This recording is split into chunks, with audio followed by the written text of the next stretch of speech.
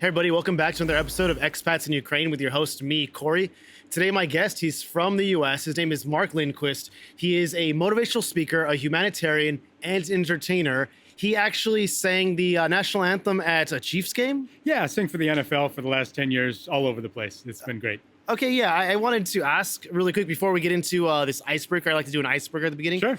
But how did you get into, how were you able to sing the national anthem at an NFL game? Kind of building it up since high school. You know, I used to sing the high school football games, national anthem of the football games Friday night, back in Ortonville, Minnesota, where there were 80 people. So I've been singing this song for 25 years. And so I used to sing the national anthem in the U.S. Air Force when I was active duty. Was active duty from 06 to 12. And so when I got out of the Air Force, I just started auditioning for like minor league baseball and local high school football games. And eventually one thing led to another. And the Vikings get a hold of my video, get to do that on September 14th of 2014. Word spreads and, get to do Monday night, Thursday night. Yeah, because it was in Minnesota, right? Yeah. Yeah. I just said Chiefs because I know Chiefs, they're like, the more successful team these days. Yeah, that's one of them that I've done. So probably done about a third of the league. A third of the probably league, wow. sung for the NFL, I don't know, 20 times or so. Like, So it's why don't you sing with me? Oh, say, can you see? Okay. Next. Yeah, if you want to watch the full pledge or national anthem, you have to watch, Mark in person. Yeah. Or meet Mark in person. It's just a hobby, just a fun thing.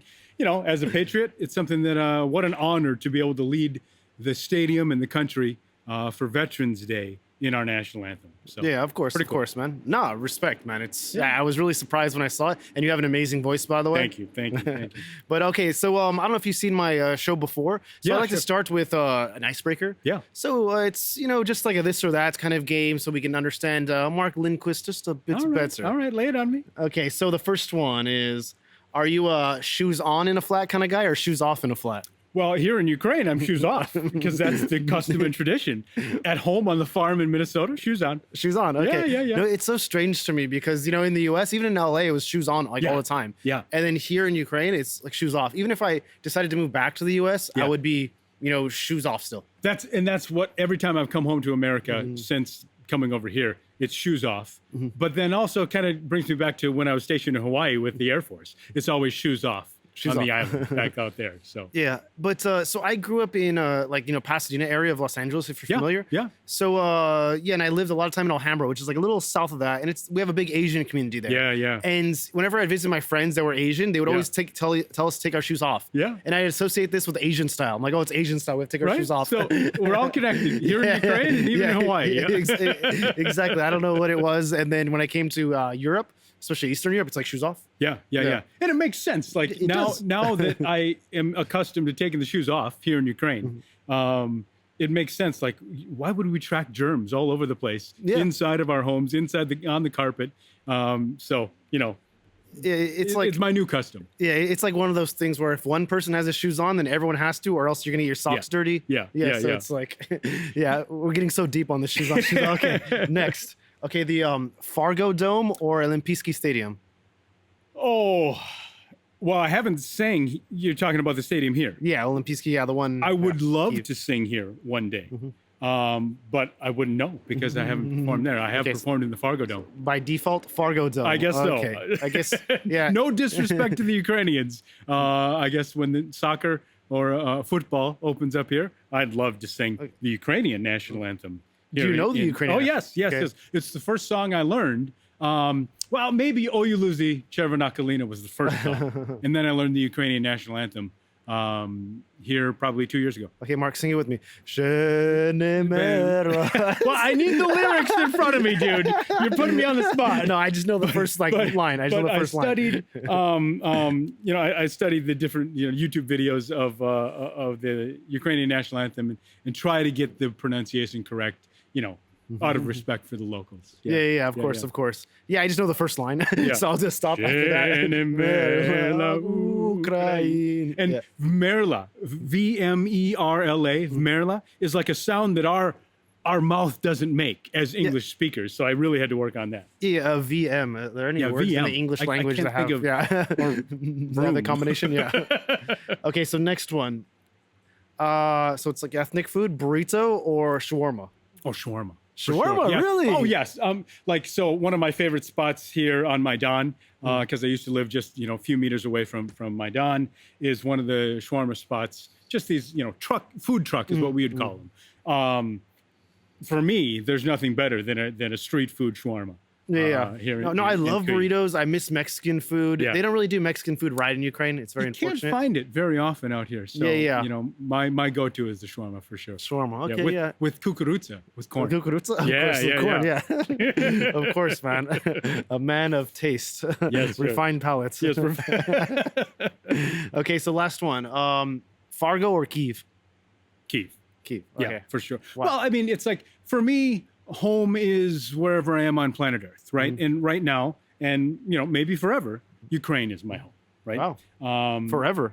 Well, the way I look at it, and we'll get into the war and how it's been executed and the peace afterwards. It's like we're all fighting so hard for the freedom here in Ukraine. Once that freedom is won, why wouldn't we stay and enjoy it, right? And so I have friends here that are as close to me as anywhere on Earth. I'll always have friends in Fargo, in Minnesota, and places I've lived. But now my heart is in Ukraine, the place I've fallen in love with because of the people, because of their spirit, and of course, because of what they're enduring right now. So home is here. Yeah, I always tell people the same thing. What makes Ukraine special is the people. Of course. It's geographically beautiful as well, Yes, diverse, but the people make Ukraine special. Isn't that what makes any experience, rich, right? It's the people you meet, the experiences you have, the stories you share. And I always tell my friends back in America, the more you travel on planet Earth, the more you realize people are people wherever you go. Human beings have a commonality, especially in the Western world, especially in the what we would call the free countries. So you can just as easily make friends and lifelong friends here in Ukraine as you could back in Fargo or Chicago or LA or wherever you live. Even though we may not speak the same language, there is a universal nature to how human beings are. And if you open yourself up to people who are different than you, you realize, oh, we actually aren't that different, and there's a similarity to us all. One of those similarities being that we just want to live free, right? And that's what we're here for. Yeah, totally, man. Very well said. So, okay, so let's start from the beginning, Mark. Sure. So, we're trying to understand, Mark, before he came to Ukraine, what was his life like? So what was it like growing up in North Dakota, especially a city like Fargo? Yeah, so I actually grew up on the other side of the border in Minnesota. A little town called Ortonville, Minnesota, 2,000 people. Okay. So you go back to the beginning of the story, I was born in Seoul, South Korea. As I say in Ukraine, the good Korea, right? Not the North Koreans with the news lately. So Seoul, South Korea. Best Korea. And then started out life in an orphanage. Really? First 8 months of my life was in that orphanage in Seoul called Eastern Social Welfare. And you think about, what are the odds of having a good life, being born in a huge city like Seoul and then starting in an orphanage? Odds are not good, right? The cards are stacked against you. But I got lucky. I was chosen for adoption in 1982 to come from Seoul to America. Think about how lucky that is. Wow. You get to come to America. Of all the places you could end up on planet Earth, you land in America. That's a blessing from the very beginning of my life. Yeah. Raised on a farm in rural Minnesota. How old were you when you got adopted? 8 months old. 8 months old. To the day. Yeah. Yep. Uh-huh. So I was just a baby. I don't know anything about Korea or remember anything about it because I was so young. But then, raised on a farm in rural Minnesota, western Minnesota in Ortonville, our family, the Lindquist family, the only parents I've ever known or remember. What an unbelievable life. My older sister, Heidi, my mom and dad, Gordon and Diane. And life wasn't easy on the farm in rural Minnesota as a farm family, but we made it and was just really lucky to have an American life of all the other alternatives that I could have had. Yeah. Being born in Korea. And when did you find out you were adopted?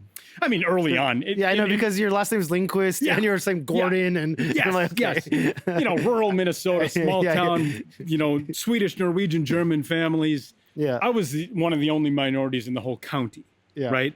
So obviously, from the first time you go and meet other kids in the playground, you're like, Mom, why do I look different? Yeah. And so it was always a story of my mom, spinning the globe, pointing to Korea, saying, this is where you came from.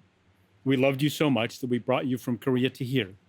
Just because you look different doesn't mean that we love you any less.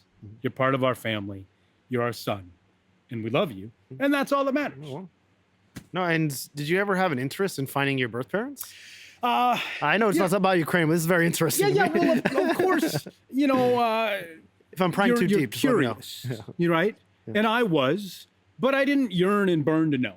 Right? You talk to a lot of adoptees and they need to know. They need to know about where they came from, why they look this way, what their heritage. I didn't. Maybe because I was only 8 months old when I was adopted. So the only memories I have are of America. So I was curious. I did go back to the orphanage in Seoul at age 30 when I was in the Air Force. You know, our tour took us near Osan Air Base. So I went into Seoul for the day. Went and saw the file folder at the orphanage that had been sitting there for 30 years and just learned, birth mother's name, birth father's name, and a little detail. But that's all I know. Okay. So. And you were talking about Air Force. So shortly after high school or university, you joined the Air Force? No, so I went off to college. I had odd jobs. I served in AmeriCorps, like a domestic Peace Corps. And then at age 25, I joined the Air Force. Quite late. Most people go in when they're 18, 19 years old. But I had kind of caught the bug of service in AmeriCorps. I don't know if people are familiar with AmeriCorps. It's like I said, a domestic Peace Corps, full-time volunteer service. And so at age 19, I did that program. What you think about. You're 19, you're in Washington, D.C., you're doing full-time volunteer service, building houses for Habitat for Humanity, tutoring in inner-city schools, doing projects with the National Park Service. You're at the Pentagon during, at 9/11, after 9/11, volunteering there, helping, there. So it's like you catch the bug of service. Like there's nothing greater that I had experienced than volunteering, helping people, following in my father's footsteps from the Peace Corps. He served in the Peace Corps. And so it's like, that's kind of what life has been about for me, is kind of in search of this next great service opportunity. How can I be of service to my fellow man or woman? And so Air Force was a part of that. And now, of course, Ukraine is a part of that too. Okay, so you joined the Air Force at age 25. 25. What year was this? 06. 06. Yeah. Okay, and then you were there for how many years? 6 years, one enlistment. So I was where? I was one enlistment. Okay. Yeah. They said Lisbon. I was like, oh. Yeah. So oddly enough, I did end up in Lisbon. Really? Okay. Anyway, but yeah, one enlistment. Yeah. I was airman and became a sergeant in that 6 years. I was an intelligence analyst for the National Security Agency, a very poor one. Did that duty to my best of my ability as an analyst for NSA out in Hawaii. And so, wrote reports for the intelligence community, studied the China target, kept an eye on where our spy planes were, and did that for 5 years. Oh, wow. Yeah. And then why'd you decide to be a civilian? And being an intelligence analyst, wasn't how my brain was wired. You know, how, some of our friends, they're just naturally analytical, maybe engineer friends, people that can look at data and just really, it clicks for them. For me, I'm more of a people person, kind of gregarious and outgoing. And so I wasn't very good at my, kind of in the weeds of the intel analysis.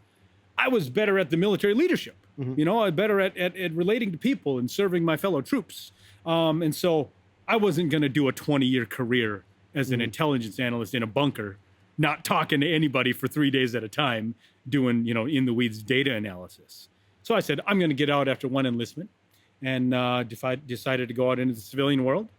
Long story short, the last year of my military career, I was an entertainer, like the USO, like Bob Hope shows. Yeah, nice. So I toured the world as an entertainer, 22 countries, 38 states, and it was a morale mission. We would do a variety show at Bagram Air Force Base in Afghanistan, singing songs for the troops, half a dozen countries around the Middle East, to performing for soldiers. And so that last year of my military career, I caught the bug to be on stage. Enter 2013 as a civilian, post-military service, I decided I got to make a living on stage. So for the last 12 years, I've been an entertainer and motivational speaker, touring the country and the world, performing 100 times a year as a speaker and singer, making a living on the road. You seem like a guy that should have a book written. Do you have a book written, I've written Mark? like 8 books. And 8 books. Okay, I'm they like, all suck. they all suck. It's just, I'm not a writer. I'm a speaker, right? I'm not You just have somebody ghostwrite it for you, man. I should. And especially about Ukraine. Yeah. I should get a ghostwriter. I should partner with somebody to tell the story of Ukraine. Like I said, I've written some books, but I'm not a writer. I'm not an intellectual. I'm a speaker. Wait, no, you just come from these humble beginnings, on a farm and then Air Force and traveling the world with no USO. college degree, just trying to figure out the world on come my to own. Ukraine, singing at, NFL games. Yeah. Oh, man, I'm like, I want to read this book now. Take advantage of every opportunity, squeeze the most out of life. That's what I would speak about. Yeah. And, and maybe as transition to a Ukraine topic, it's like that's kind of the outlook that led me here, is that when opportunities to serve come up, when life presents you with a chance to do good, you seize it, right? My Air Force mentor always would tell me, Mark, if you can, you must. The context that he would give to me is, if you can help people, you must. If you can help your fellow troops, you must. If you can do something good for the world and make an impact, you must. And so it's kind of the same attitude I brought to Ukraine, is if I can help these Ukrainians, I must. And yes, so after I invited you to the podcast and you graciously agreed to come on. Thanks. I was super excited. And I was like, reading some articles, watching some videos. And then I stumbled upon your Facebook page and I was like, scrolling down just to see kind of the timeline of what Mark's been up to. And, it's a lot of, NFL, singing, all of this. And then all of a sudden it's like, 2022. And then it's like full-time Ukraine. Yeah. And I just want to know, before it went full-time Ukraine, what did you know about Ukraine before then? I mean, not a very deep knowledge. I mean, as an intelligence analyst, I knew a basic history of most of the countries on planet Earth. Of course, the fall of the Soviet Union, former Soviet socialist republics, knew all that. Knew that Ukraine and many of the former part of the USSR were moving towards the European and Western life, but that's about it. Mm-hmm. Then fast forward to February 24th of 2022, full-scale invasion. And of course, then at least I was, you think back to what those weeks were, late February, early March of 2022, everybody's attention is focused on what's going on in Ukraine. I mean, columns of tanks are headed towards the capital city. What is happening? And so that's when I learned for the first time reading some of the history of Ukraine. Not listening to some idiot on YouTube spout off about what they think about Ukraine, right? But you know how it is. A lot of disinformation about what's going on in the world. Reading books about Orlik's Constitution in 1710, the fact that there was a constitution in Ukraine that predates ours, 79 years before ours was signed, right? You learn about the fact that Ukraine, a geographical area that's been fought over for the past 2,500 years, and you realize that the Persians tried to conquer this region that long ago. You realize that the Roman Empire extended here to Ukraine, during its time, and you can find people in Ukraine whose hobby is to go find Roman coins, in the dirt. And you think about what that means, is that Ukraine is a place that has been fought over and battles have been waged here for millennia. The classic struggle of human beings against a tyrannical government, against dictators, against people who wish to rule and subjugate people. It's the classic struggle that if you are an American, this is what I learned, March of 2022. It's a classic struggle that if you're an American and you appreciate the struggle of America, the Revolutionary War, fighting against a tyrant and a king and a dictator that wishes to rule over you, if you are a fan of that story, then you have to be a fan of the Ukrainian story. Because as I learned more about Ukraine, I realized that what's going on in 2022 and back to 2014, what's going on in Ukraine is, in a way, an extension of or a sister story to the American struggle for freedom. I recorded a video on March 13th of 2022, just thoughts about what's happening in Ukraine, Russia invading. And I said, after reading Thomas Paine's Common Sense, we know that Yeah, of anthem course. from Yeah. 1776. In Thomas Paine's Common Sense, he said that in a great measure, the cause of America is the cause of all mankind. And Americans could appreciate that, right? The cause of freedom, the cause of America, what we stand for, what we built is the cause of all mankind. I said on March 13th of 2022, the cause of Ukraine is now the cause of all mankind, right? It's the same struggle. It's about freedom. And so those themes as a veteran led me to say, well, then that is my cause too. The Ukraine's struggle for freedom against a brutal and tyrant who wishes to rule over you is an American story as well. And so if you are an American and love America, then you should appreciate and support Ukraine. And that's why I'm here. No, the Ukrainian people, like, yeah, if you look at the history, they just want to be free. They just want to live their lives. And they're just, it's unfortunate where it's like located on the world. You know, it's, Yeah. you know, where East meets West. Yeah. And this is just a big battleground, like over centuries. And it's just very unfortunate. And these people just want to live a normal life. But, you know, this empire wants to move west. This empire wants to move east. They meet in Ukraine. Right. Everyone, I don't know, everyone gets subjugated because whoever wins takes the land. And I don't know, it's very sad, like looking at the Ukrainian history. It's like, I just want to chill. I just want to build a society here. I don't know. And I certainly am not an expert in Ukrainian history. What you were sharing, I think, I hope listeners dig into that and realize that this is a strategic spot on planet Earth that has been fought over for centuries, as we spoke about earlier. You know, we are so lucky in America to have two great big oceans that separate from most of the bad stuff on planet Earth, right? Right. You know, we are lucky to have that buffer zone. Ukraine doesn't have that. Their neighbors are, I'll say, they're evil, right? They have these intentions to rule over people and take that freedom away from free citizens, right? Come to Ukraine and realize that we have the same rights here that we love and enjoy and respect in America. Freedom of speech, freedom of assembly, freedom of religion, freedom of the press, right? We have a court system and a rule of law here in Ukraine, and all of these themes that we are so proud of in America and think that we're the only ones that have. No. There's this video, I can't remember if I can remember the name of it, but go YouTube it. It's like the timeline of freedom or the history of freedom on Earth, and it goes through which countries lived free. It starts in like 1800.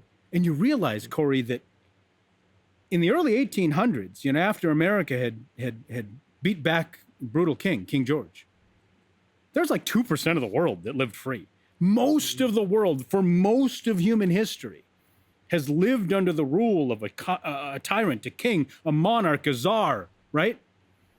America kept freedom's torch burning through the late 1700s and the early 1800s. And through the Age of Enlightenment, the rest of the world said, well, maybe we could do what America did. And as an American, be proud of that. That we were the example that gave other countries the idea that they could do it too. And now half the world's countries live free. And Ukraine is just yet another one of them that wants to live free like we do. So why on earth would any American not want to support the next country and society who wants to live free like us? Well, I mean, Russian propaganda, disinformation is very huge online, and the American freedom torch that you were talking about is starting to dim, I think. Yeah.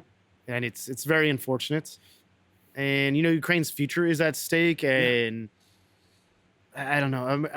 American politics, I want to talk with you a bit about that, but like a bit later, but and no, I just get so frustrated with it. It's like, how can our people be so susceptible to all this propaganda and elect a felon? And you see his cabinet picks. Like, thank God Matt Gaetz, you know, recused himself. But come on, we're better than that.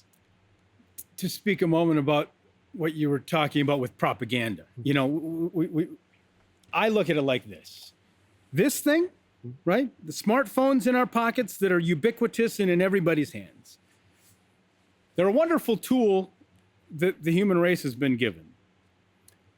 But they're also a wonderful tool for the evil forces on Earth, too. right? Propaganda and the ability to brainwash people and I think about Russia and the USSR. They're the best propagandists on planet Earth, right? They've done it better than anybody. And they now have this unbelievably supercharged tool to access citizens inside foreign countries without having to put soldiers on the ground, right? Mm-hmm.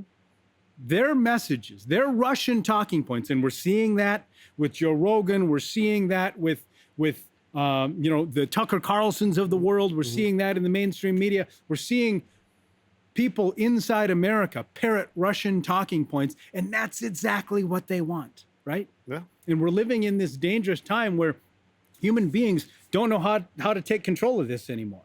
Mm-hmm. The algorithm is smarter than we are. And so, yes, it is a time where these ideas that gave birth to America, these ideas that gave birth to Orlick's Constitution in 1710, are at great risk, because it's not very hard for an algorithm to get a hold of something that's not true. Mm-hmm. And you can be damn sure that people like the Russian trolls in St. Petersburg and people in Moscow and China and North Korea, that they will get those incorrect ideas into the minds of Americans and put them on the sidelines. And we're seeing it happen. Yeah, no, it's true. And, Americans don't realize that, Russia is in active war with the West. Yeah. They're not putting boots on the ground, but they're sowing so much discord within like the countries, in the West. And I was messaging a friend the other day, and it was like, not the other day, like maybe last month before the election. And I said, who are you going to vote for? He said, Donald Trump. And so basically his reasoning was that he voted for, Biden in the previous election, but he said, I'm voting for Donald Trump because my life is not better than it was 4 years ago. And he invests money in the stock market, and he feels like under Donald Trump, it'll be higher, or cryptocurrency, whatever. These were his reasons, like selfish reasons. Yeah. And then I was like, Russia is your enemy, right? And a lot of, the people that surround Trump, they're pro-Russian. And he goes, Russia is not my enemy. You're living in Ukraine. Maybe it's your guys' enemy over there, but it's not my enemy. And I was like, dude, this is your enemy. They're actively like sowing discord within like the country. In I think it was in Afghanistan, the Middle East sometime, when these Wagner mercenaries tried to attack this American base. And they got annihilated, by the way, the Wagner mercenaries. Yeah. But, obviously they're run by the Russian government. And how can you tell me that they're not in a war against us, whether it's, bullets or, tweets? Right. Yeah. Well, it's like when you think about warfare, kinetic warfare, bombs and bullets, troops on the ground, that's only one version of warfare. There's psychological warfare, there's information warfare, there's electronic warfare, there's cultural warfare. And we are at war with Russia, with China, especially in the informational space, in the psychological warfare, in the pantheon of the mind, right? In the information that's out there. And I don't think Americans have been awakened to that fact, that war is being waged just in different ways than you think of war being waged, right? And they've infiltrated our Congress. They've infiltrated the most powerful people in America, and the influencers that dictate society's direction. And it's scary to me, because in doing so, they're rewriting history. They're and it's one of the classic strategies that propagandists will use, is they'll rewrite history and make you believe that Russia isn't the bad guy. So if you don't know history, then you don't know that Russia's the bad guy. So if your knowledge of history started with the advent of YouTube and Tucker Carlson's bullshit, well, then you could be led to believe that Russia's the good guy and Ukraine is the bad guy. And you could be talking about biolabs and Nazis and Satanists in Ukraine. And that's the version of history they've gotten you to subscribe to. And you think that's the truth. And that's a scary thing. And Mark, there's an information war being waged, in Western countries by Russia. And then I was on Reddit and somebody asked a question. Yeah. Does the West not have a spine to, wage an information war on Russia to destabilize their country? Why is it only one-sided? And I was looking at him like, that's a really good point. Are we too good to wage this information war, even though it's being waged against us? We don't have the resources? I think we do. Well, then I would answer back to that. These are closed societies, right? These are places where there's state-run media outlets and access to only portions of the internet that the rest of the world gets to see. So there is great control over what messages the Russian people and the Chinese people and the North Korean people even have access to, right? Of course, there will always be people who figure it out and do get access to free media and the real story.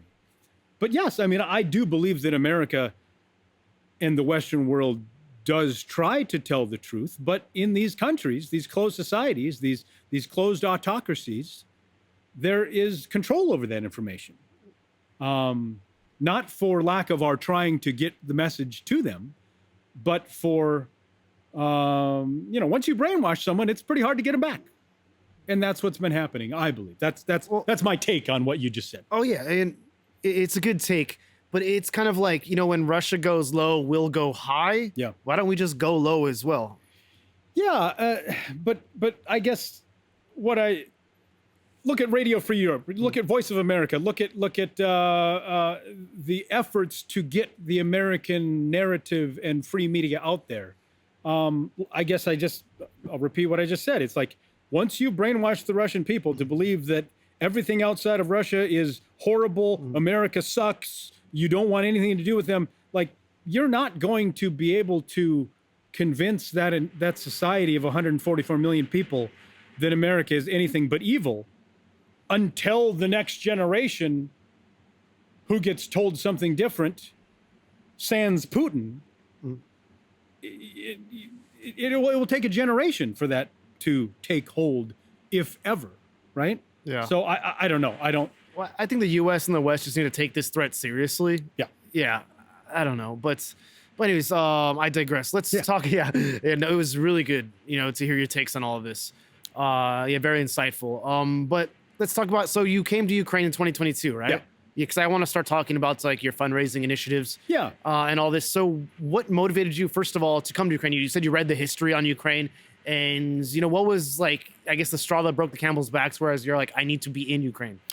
I was watching a video early March, second week of March, of a veteran from the UK. Mm-hmm. It was on BBC. And he said, he was being interviewed and he was headed to Ukraine. He's a veteran. He said, I'm 40 years old. I got no kids, never been married. I got a flexible job. I got military experience. Ukraine is asking for my help. What's my excuse? I have to go. I watched that video on YouTube and I said, that's me. I was 40 years old, never been married, no kids, flexible job, military experience. And when President Zelensky, I think the Saturday after the full-scale invasion, called for all veterans of foreign militaries to come join an international legion and come help his country fight for freedom against the Russian horde, I said, I'll do that, right? Now, I didn't get in. I applied. I sent my paperwork to the Ukrainian consulate in Chicago as directed. I said, I will be willing to fight for your country in your military if selected, but I'm not a combat troop, right? I was an intel weenie who sat at a desk in the Air Force, right? As far away from combat as you could at Hickam in Hawaii. So they didn't take me for the Ukrainian army, and that's fine. I got to the Polish border, Ukrainian border, late March, early April of 2022, and realized, well, there's plenty of work to be done here. Plenty of people who need help, refugees, displaced people, military people who are asking for help and medical supplies. So I said, while I wait for my interview, because I'm learning this on Facebook and different chat groups online about how this whole in-processing was going in the chaos of the early invasion. I said, while I'm waiting for my interview, if I ever do get an interview, I'll just help the people that I run into and find. And so that's what became this humanitarian mission, working my way across the country in April, getting out to the Donbass in late April, meeting soldiers, talking to the people who really need the help, and then establishing direct lines, supply lines of medical supplies to them, cutting out the middleman, cutting out the government, talking to the private in the trenches and delivering it direct to them. And that's what we did for 2022 and a lot of 2023, some of the same types of missions that we do today. And that's, I guess that's how it all began. Yeah. And so what are the type of supplies that you I give the people in the East? Like, for most of 2022, it was medical supplies. As you well know, and many of your different guests have spoken about ad nauseum, is tourniquets, right? 80% of the injuries and deaths out here in Ukraine were from shrapnel and people losing too much blood. So they need tourniquets. You know, they need chest seals. They need things that the combat medic can use, supplies, just basic supplies that American military and NATO troops would take for granted. IFAKs, individual first aid kits. They didn't have enough of those, right? Because I believe these statistics are true. There was about 200,000 active duty soldiers in Ukraine at the beginning of the full scale. And then they built that up to almost a 1 million man army. Well, they just didn't have enough supply to wage an artillery war, right? Where thousands of artillery shells are being, fired at Ukrainians every single day. And so we brought medical supplies, containers of them, boxes shipped by FedEx, right? And as much as we could, to the tune now of about $2.5 million, I've been able to bring. And then if you do 1 degree of separation out with my close partners, with an organization called Zero Line, probably about $12 million worth of stuff. 12 million. Vehicles, tourniquets, bandages, computers, ambulances, fire trucks, backhoes, whatever you can get. You're a civilian fundraising for, the military. And I remember I watched a lot of your videos. And one thing you were talking about in one of the videos was the Great Shift. Yeah. Yeah. Can you explain this to the audience? The Great Shift is happening now, and I believe decades from now, history books will write about this great shift in warfare. Maybe you should write about it. Oh, I like it. All right. So it's a great shift. What is the great shift? It's a great shift in where the power lies in war. I mean, think about how wars are waged. Governments and armies get to determine how wars and battles are determined and what happens in them. But now there's this great shift from governments and armies to the average citizen, the average person with a smartphone, because now we have drones, right? It's the shift between governments and armies determining what happens in the battlefield in Bakhmut. But now the average person with a smartphone and PayPal can donate to a Ukrainian who builds a $500 drone, has access to a 3D printer, components off of Alibaba and Amazon, and the will and the ability to build a military capability in a drone and give it to a frontline soldier, right? When can you think of a time or a war in human history where someone on the other side of the planet could determine, as an average civilian, non-combatant, not military member, where an average citizen could have anything to do with the outcome of a battle on the other side of the planet? Today we can do that, right? And so it is done because a drone war broke out on the other side of the planet. How are we sitting in November of 2024 and the conversation on everybody's lips every single day all over the world isn't about the fact that a robot war broke out on the other side of the planet? Are you kidding me? It's Hollywood in real life. So the great shift is this new reality in warfare that civilians can provide this technology, because we've all seen the drones that drop munitions on top of soldiers on Instagram and Twitter. And we've all seen the long-range drones that take out the oil depots and the ammunition depots. They're robots. They're unmanned aircraft. And so they're being built cheap. Ukraine is building them cheaper than any of our military defense contractors are. You don't need Lockheed Martin, Boeing, Raytheon, General Dynamics to wage war on Earth anymore. The great shift is that now you don't need to spend $800 billion like America to have a powerful battlefield capability. Now, the lower tier military efforts and insurgents on Earth, even the terror cells on Earth that are funded to the tune of less than $1 billion, they all now have access to a technology that makes a difference on the battlefield in the form of an FPV, first-person view drone, kamikaze drone, that I can't think of any other comparison other than IEDs from the Middle East in the Iraq and Afghanistan war.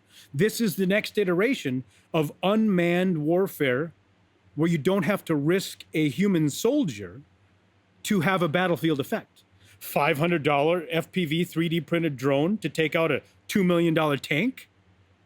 So that's the great shift that I'm talking about. Does that make sense? Oh, it makes a lot of sense, man. You don't have to have an army anymore. You have to have a 3D printer and Alibaba and a smartphone and $500. Yeah, and a lot of these drones are getting very sophisticated. You talked about the ones dropping munitions, FPVs, but also I saw a video the other day, and it was like a machine gun attached to a drone, and they're just like going through trenches, like yeah. And then also somebody's been talking to me about AI drones, whereas they're not manned by anybody. They just like scout an area. They see maybe a heat signature, and then they just like dive bomb into it.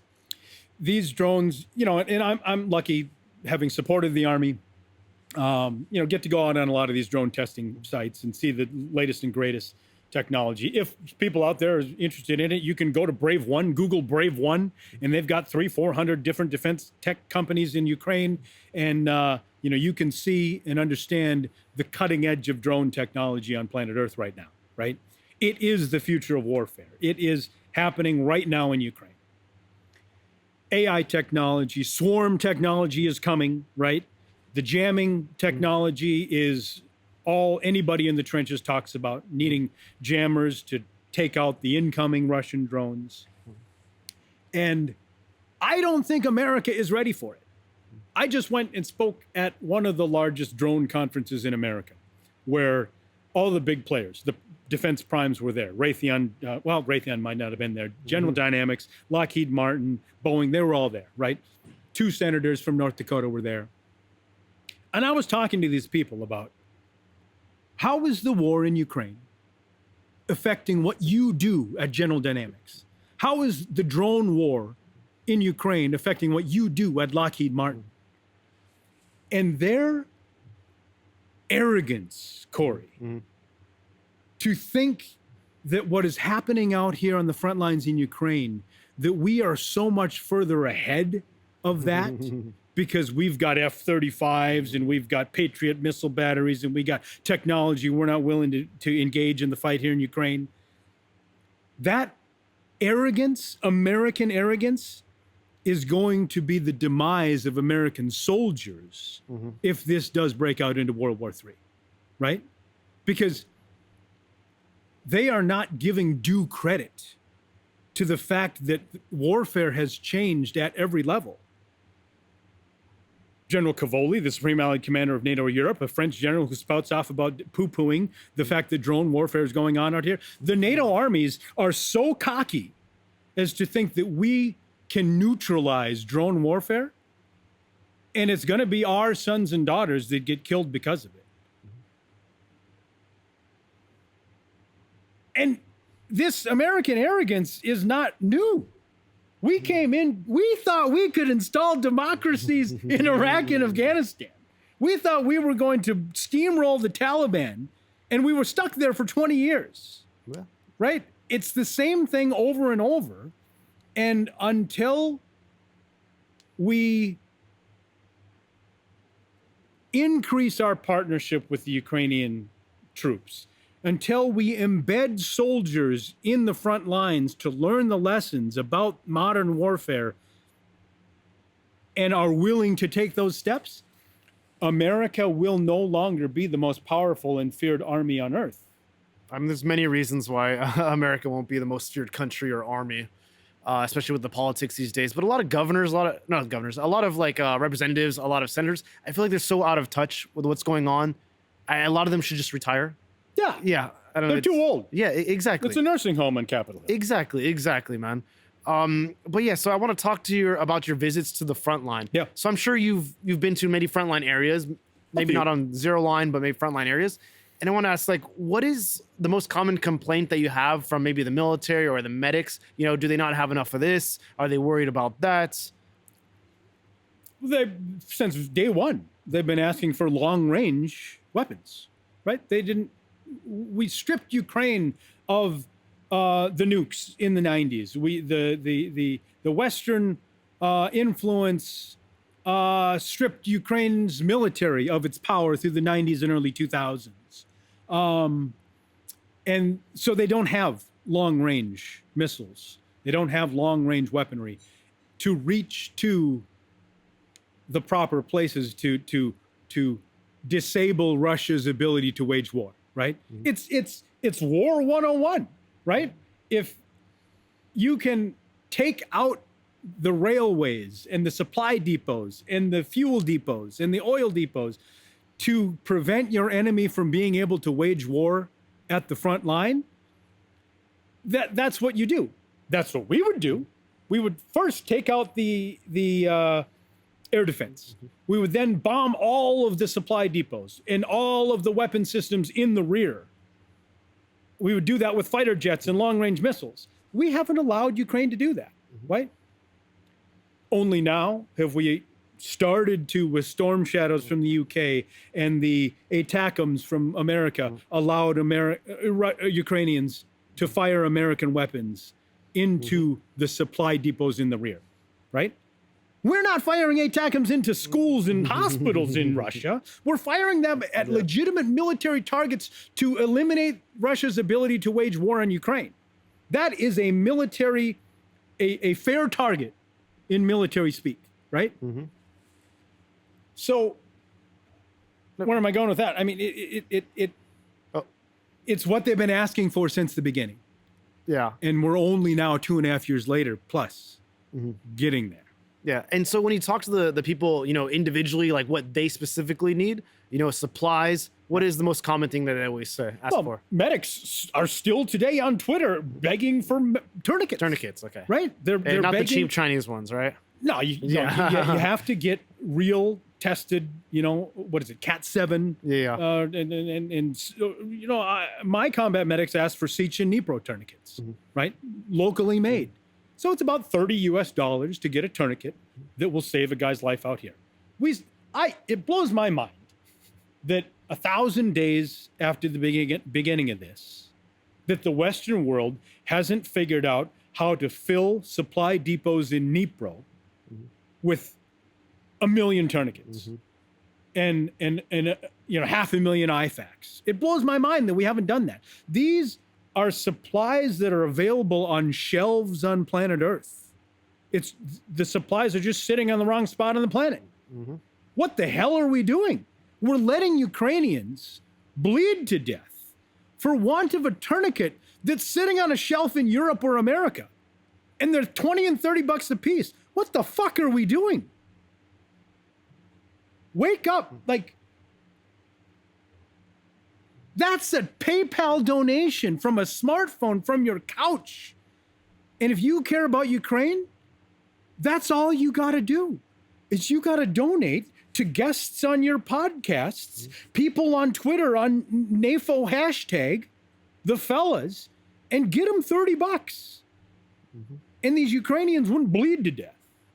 I don't know what the hell we're doing. And I remember you were saying earlier, and I watched one of your videos before, you said, you know, 80% of the fatalities is just, you know, bleeding out, right? Yeah. And so what do you need? You need a chest seal, right? You need an Israeli bandage. You need a tourniquet. You need every single combat medic out there to have everything they need to get them to a stabilization point, because once my combat medics get them to a stabilization point and then can put them in a proper ambulance or the back of a Toyota RAV4 and get them to Dnipro, they live. I got a combat medic that works in the Bakhmut direction, and he gave me a stat, this was probably 6 months ago now, but of the 450 people that he treated in, you know, since I'd seen him last, They lost one because their stabilization point had enough medical supplies, right? Well, So once these combat medics get a hold of them, they can keep these guys alive and get them to the Trauma 1 in Dnipro. But if they don't have enough supplies, those guys die out in the field. so what you're saying is literally $20 or $30, for a tourniquet or donated to, some humanitarian fund that does medical supplies. You can literally save lives. Yeah. Literally save a life Yes. for $20 or $30. Yes. Yeah. If you're in America and you're feeling a little malaise or a little down about the state of the world and you want to have some meaning in your life, go to Twitter, go find someone who assembles under the NAFO hashtag, go find Rima, who's been on your podcast, go find Becca Makrowski, combat medic out in the Andriivka direction, and donate to them on PayPal or Venmo. And they will get you, donate it to my little operation, and I'll give it right to Becca, right? Yeah. And we'll get her a tourniquet to save people's lives. Doesn't that make you feel a little better about the world you live in? About the fact that you were able to take some of your American excess and save someone's life on the other side of the planet? Some of the good guys? It does frustrate me, Corey, and you can hear me getting pretty excited. No, here. you're definitely a motivational speaker, man. I'm feeling motivated. I'm about to get $20 out of my wallet right now. Well, it's like back to what I said at the beginning. If you can, you must. If you can help people in Ukraine, you must. Corey, there's got to be 130 million Americans who support Ukraine. But do more than just hashtag stand with Ukraine and put a Ukrainian flag on your bumper. Donate the money that it takes to save the lives of the Ukrainians that will beat back Russia. Little stat in history for you.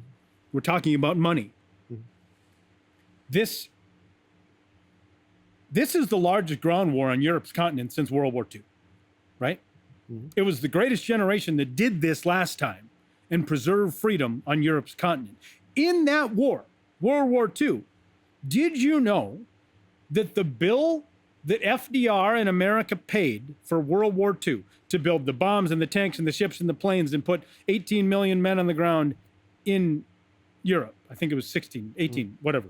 Millions of men over here. Of that bill, the $341 billion it took, 51% of it came from Americans in the form of war bonds. Remember the old movie posters? Buy war bonds. That's what everybody did, to the tune of 170-some billion dollars. It was Americans out of their pockets giving money to FDR's government to be able to build the bombs, the ships, and the tanks, and the planes. So half of the money came from the American people. That would be $3.3 trillion in today's money. Yep. Have Americans reached in their pocket and given $3.3 trillion yet? No, it's probably somewhere around a couple billion that Americans have given, not a couple trillion. So if you want to preserve freedom on Europe's continent against an army the size of Russia's, who is the second largest and most powerful army on earth, with 1 million and 2 million men, artillery, unlimited supplies of it. If you want to beat back the forces of evil on Europe's continent this time, during this generation, you must step up like we did last time. And we need the American people to forget what governments and armies are going to do, to reach into their own pockets and support the cause of freedom with today's version of a war bond, which is donation to Becca Makrowski on Twitter and NAFO people and all of the infrastructure that us Western volunteers have put together out here, and donate that money privately to Ukraine to preserve the cause of freedom.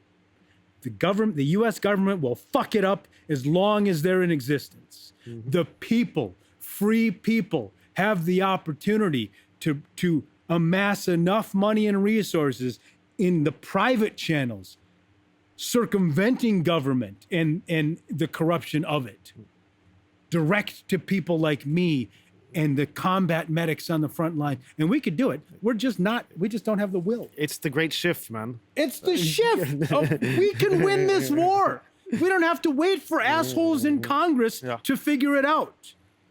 We could shift it if we just had the attention span, if we just have enough people listening to your podcast. We could do it. It's not just only the great shift.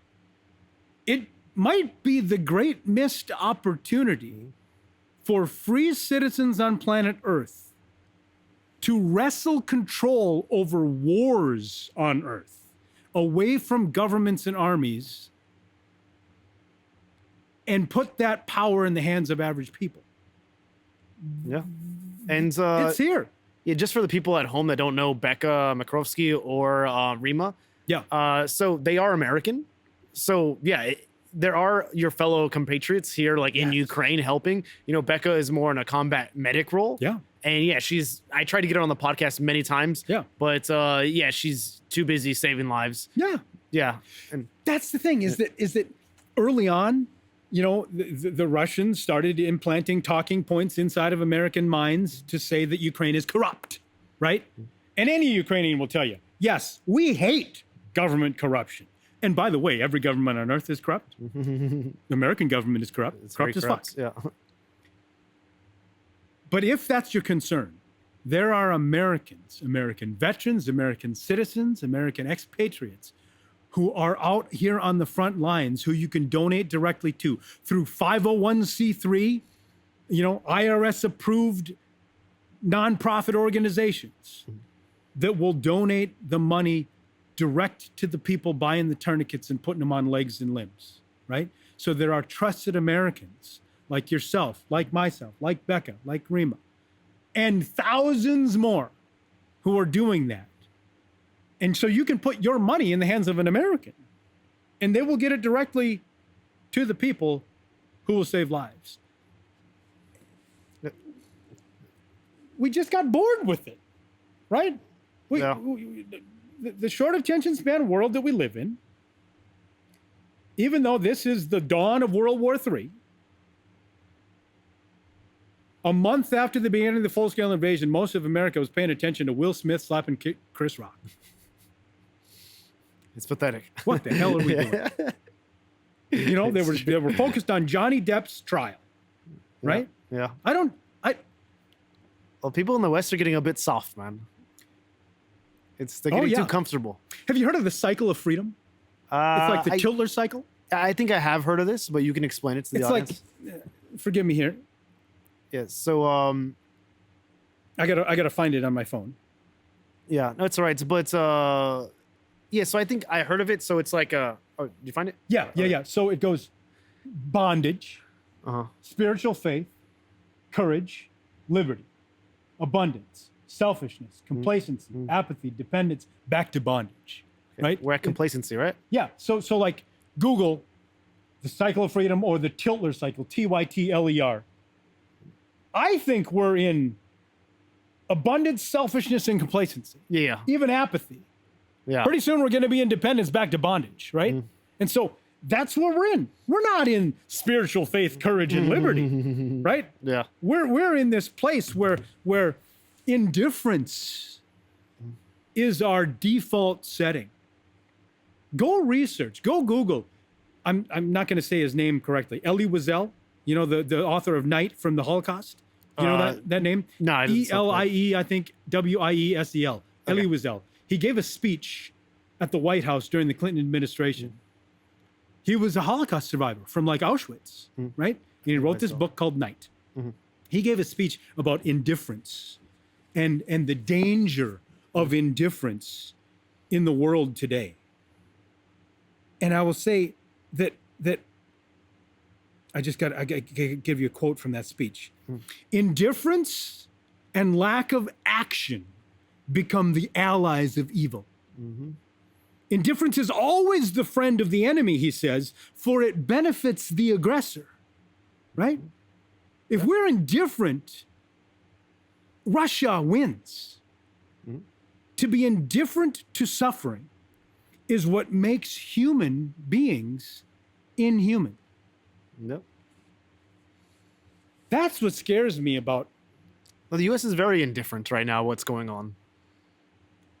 So, to Elie Wiesel's quote, then that would make us somewhat inhuman. To be indifferent to the suffering of Ukrainian people, that is a creeping inhumanity that scares me. Well, the thing about Americans, they're so far away and it's like out of sight, out of mind. I always tell my friends, come to Ukraine, come see all of Yeah. this. Maybe you'll develop some empathy, Yeah. and then maybe you'll decide you want to support Ukraine, Yeah. because you've seen it with your own eyes, but I don't know, especially after this last election, I kind of lost faith in America doing the right thing. I mean, I think there was like an FDR quote, and it was like, no, it was a Winston Churchill quote. And it's like, you can always trust Americans to do the right thing once all the other options are exhausted. Yeah, and it's basically America right there. I mean, we're almost exhausting all those other options. Exactly, Right exactly. I mean, Biden is like having his lame duck presidency, and I'm so hoping one day he'll just say like, okay, you know what, take everything, take all our stockpiles. now. He could. Yeah, he could, yeah, but he's not going to because Democrats, they always go high when everyone else goes low. It's like, you said you wanted to talk a little bit about the election and the politics of it. Now we got hawks on the sidelines and doves trying to fight wars, right? We got Democrats trying to wage war, which they don't know how to do. Yep. And we got the Dick Cheney hawks that are being outnumbered, the Mitch McConnells who are in support of Ukraine, and the Lindsey Grahams who are in support of Ukraine, now being taken over by idiots like Matt Gaetz and Marjorie Taylor Greene and Lauren Boebert and these know-nothing Republicans who call themselves Republicans, who Ronald Reagan would be rolling over in his grave to realize what they have become, right? Peace through strength is an afterthought or is not what we are exhibiting in today's American government. It is, okay, so we sit here in November, post-election, Trump got elected, we're seeing his cabinet picks, we saw his vice president pick, and largely, I believe the new Trump administration, their company line is that we just want to end this. And they think that ending it is righteous, right? They think that that is them and America doing the right thing, putting an end to the death and the killing, right? But what I believe they are completely missing is the morality of it, which is to say that if we are going to have a national policy of ending it is the only objective, then we are saying loudly to every dictator from today forward that capturing other people's land whenever you want, bombing cities, erasing them from the earth, invading other sovereign nations, it's okay. As long as you have nukes, it's okay. Yeah. We are saying, America, the leader of the free world, we are saying loudly to China, it's okay if you invade Taiwan. We're saying loudly to Iran, it's okay if you wipe them off the face of the earth in Israel. We're saying loudly to North Korea, you can bomb the shit out of South Korea. Yeah, they have nukes, so we don't want to, provoke them, escalate. Right. Yeah. It blows my mind too, man. So I do fear for what Trump will try to force President Zelensky to do, right? I do fear that they will say, well, we'll take all the American military hardware out of Ukraine if you don't agree to give up the Donbass and Crimea. It's been my fear for a year plus. Yeah. I'm cautiously optimistic about a Trump presidency. I understand that a lot of people around him are anti-Ukraine, just end the war, give Russia what they want, appeasement, which never works.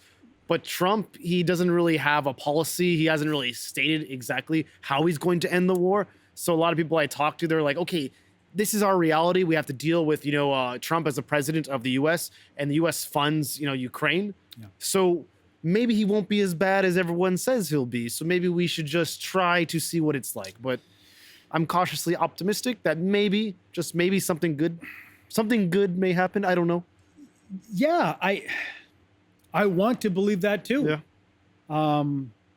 I believe that European leaders are preparing for the worst, hoping for the best. Yeah. Right. You do have to give credit that Trump gave the javelins. After the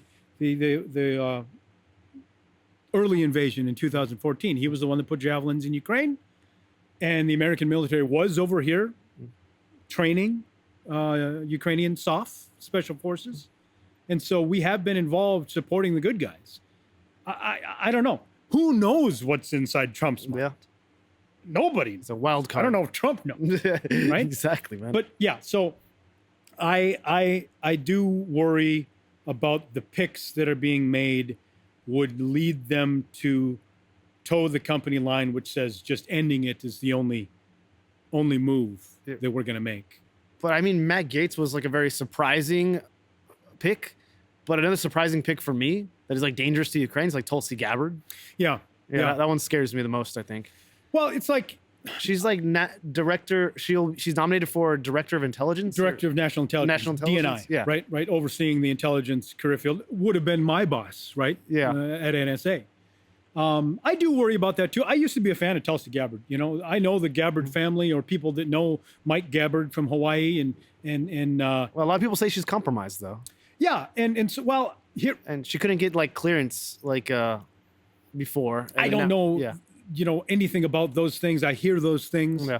All I know is that what I hear her say seems to be aligning with the Russian talking points that Putin would want Americans to be repeating.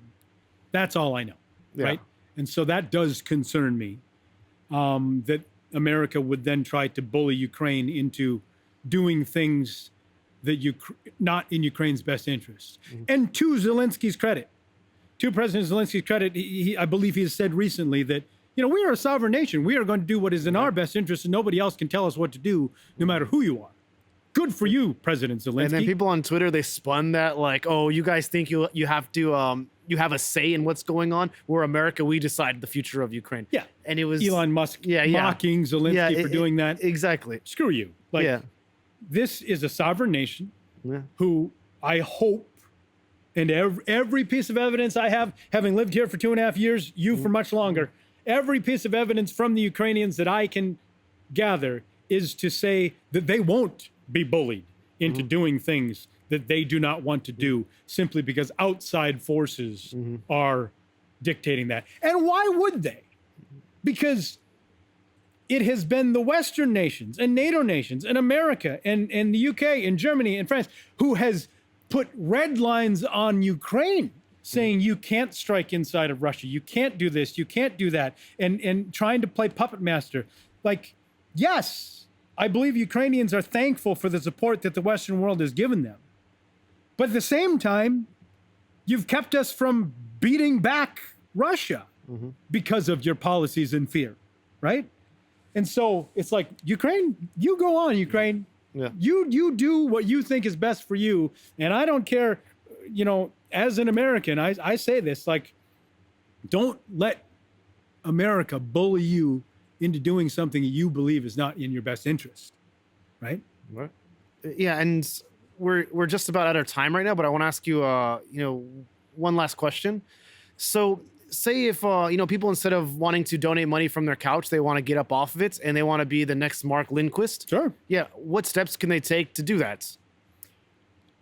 You can buy a plane ticket to Warsaw, Krakow, or Rzeszów. Those are 3 airports you can fly into Poland, right? You can get to Przemyśl, right? Przemysl, Przemysl, right? A border town in Poland. You can get on the Ukrzalinica app, and you can buy a train ticket with Apple Pay to get into Lviv, right? It'll take you about a day and a half from anywhere in America. If you're in California, it'll take you 2 days to get over here. And you can get into Lviv, and it will feel like every other European city you've ever been to, right? There's some English spoken virtually by everybody in every store. You can go to the town square. You can get a train to Kyiv. That's where we sit now. It'll take you about 6-8 hours to get up here. You can get an Airbnb. You can stay at a Radisson. You can stay at an Intercontinental Hotel. You can go on Booking.com. You can get Ubers, what we call Bolts out here. Yeah. You can order Uber Eats, or what we call Glovo. You can go to McDonald's. You can use Google Maps, and you can go as far out as Kramatorsk if you want, out in the Donbass. If you want me to take you, get a hold of me. I just brought 2 former U.S. Congress people to Kyiv a couple weeks ago, right? Well, former Special Forces, you know, colonels and some dignitaries from America, and did just what I told you, right? You can come here and you can see that this is the eastern edge of the free world. And that east of the Donbass, they don't live free. If you're some idiot like Jackson Hinkle who thinks that they know that Ukraine is the bad guy and Russia's the good guy, I dare you to walk out to Pokrovsk and drive east into Russia. I dare you to do it. It's a death wish, man. I dare you to go out to Kursk and try to get out to that nuclear plant inside of Russia.